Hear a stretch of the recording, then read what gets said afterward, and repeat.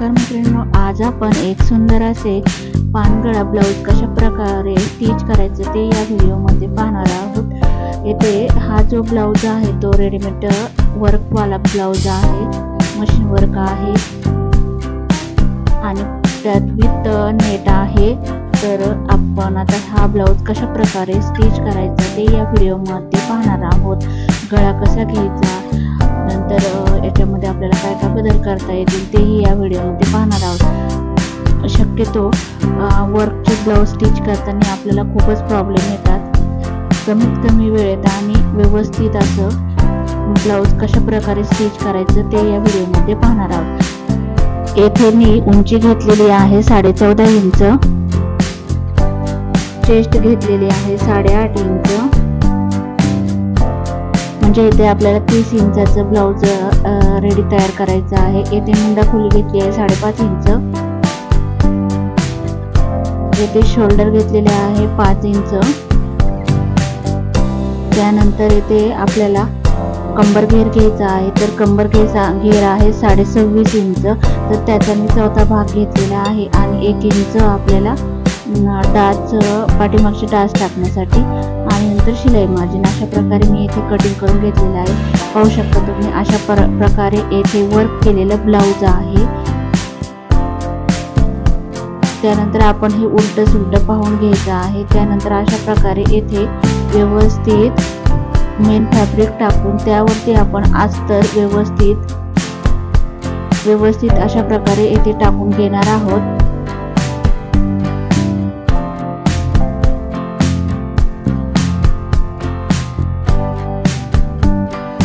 म्हणजे आपण जर इथे व्यवस्थित असं टाकलं तर म्हणजे आपलं कुठेही झोळ पडणार नाही आणि शिवतानाही व्यवस्थित शिवता येईल। त्यानंतर आपण इथे यावरती टाचण्या लावून घेणार आहोत, जेणेकरून कपडा इकडे तिकडे सरकणार नाही आणि फिनिशिंगही खूप छान येईल। अशा प्रकारे आपल्याला येथे सर्व बाजूंनी अशा पिना लावून घ्यायच्या आहेत। त्यानंतर आपण आता इथे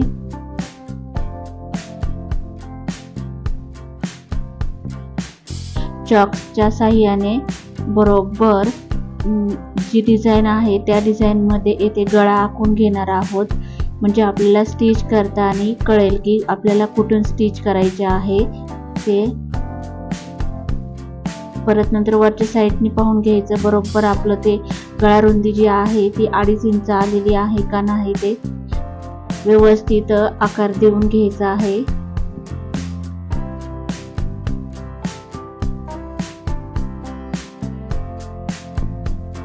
त्यानंतर आपण येथे मशीनवरती बरोबर जो पानगळा आखलेला आहे त्या आकारावरती आपण येथे शिलाई करून घेणार आहोत। शिलाई करताना आपल्याला दमाने व्यवस्थित आणि नीट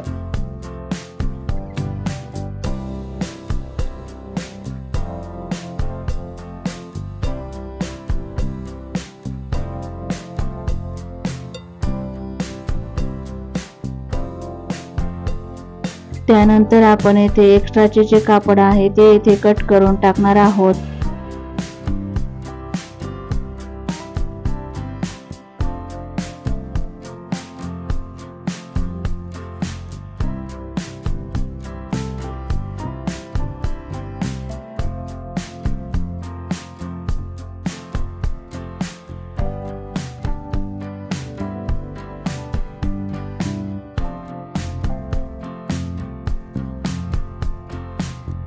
व्यवस्थित अशा प्रकारे आपण इथे गळा पलटी करून घ्यायचा आहे।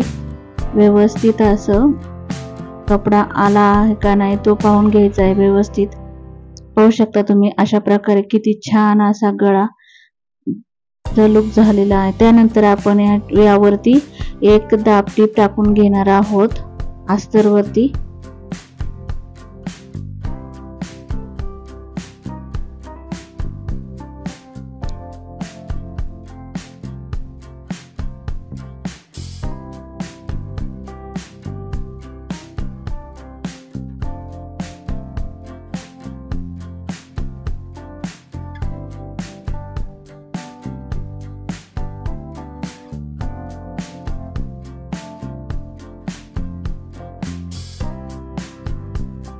त्यानंतर आपण अस्तर आणि मेन फॅब्रिक सर्व साईडने व्यवस्थित असं स्टिच करून घेणार आहोत। आणि पाहू शकता तुम्ही कशा प्रकारे या ब्लाउजची स्टिचिंग केली आहे। अशा प्रकारे आपण स्टिचिंग केली तर आपले ब्लाउज खूपच छान आणि व्यवस्थितपणा ब्लाउज मध्ये येतो।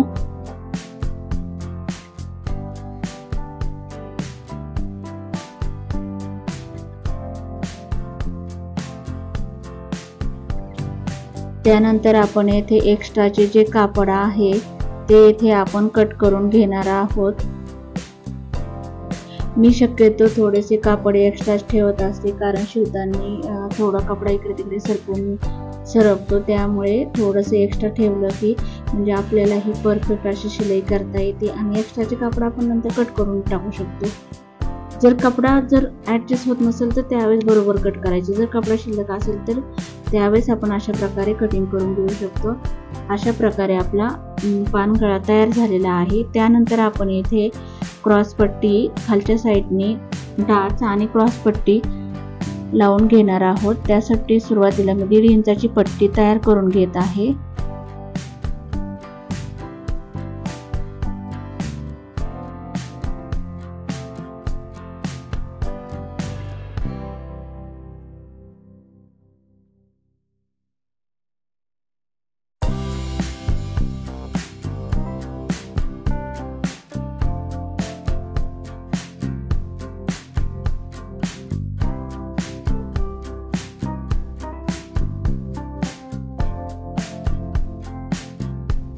त्यानंतर आपण येथे 2 बॅक साइडचे डाच मारून घेणार आहोत।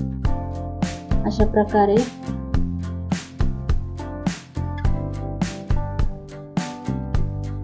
बॅकला अशा प्रकारे डाच मारल्यामुळे पाठीमागच्या साइडने ब्लाउज व्यवस्थित परफेक्ट आणि अशा फिटिंगलाही खूप छान बसते। त्यानंतर खालच्या साइडने आपण एक 1.5 इंचाची पट्टी तयार केलेली आहे, ती पट्टी येथे जॉईन करून वरच्या साइडने ठेवून खालच्या आतल्या बाजूने दुमडून घेणार आहोत। शक्यतो अशाच प्रकारची पट्टी जॉईंट करायची, त्याने ब्लाउजला खूपच सुंदर असा लुक येतो। आणि डायरेक्ट अस्तर पलटून जर आपण ब्लाउज शिवले तर तेवढे दिसायलाही काही व्यवस्थित दिसत नाही आणि फिनिशिंगलाही खूप म्हणजे एवढं व्यवस्थित येत नाही। या पट्टीमुळे ब्लाउज खूपच असं व्यवस्थित आणि टापटीपणा ब्लाउजमध्ये वाटतो। त्यासाठी शक्यतो अशा प्रकारेच आपण ब्लाउजला पट्टी लावूनच शिवायचे।